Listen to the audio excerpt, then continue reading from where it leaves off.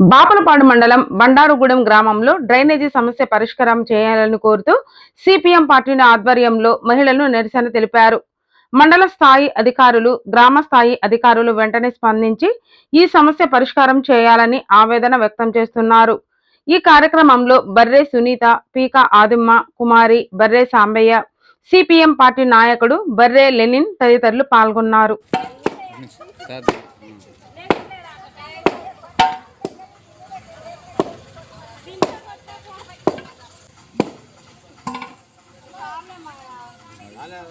డ్రైనేజీలు బాగా వస్తలేదయ్యా.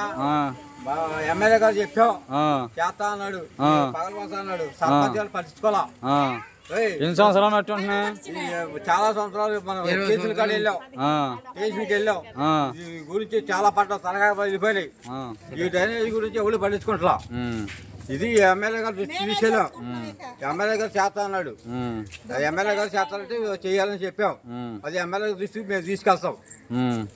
పంచాయతీ సెక్రటరీ గారు చెప్పారా? పంచాయతీ సెక్రటరీ గారు చెప్పినా పట్టించుకోవాలా. అది ఏమన్నారు సెక్రటరీ గారు? చూద్దాం అంటున్నాడు. అది ఎమ్మెల్యే గారు దృష్టికి తీసుకెళ్ళి సెక్రటరీ గారి మీద పెడతాం. అది అది మరి టీడీపీ ఆ అభిమానం, ఆ సంఘం అది.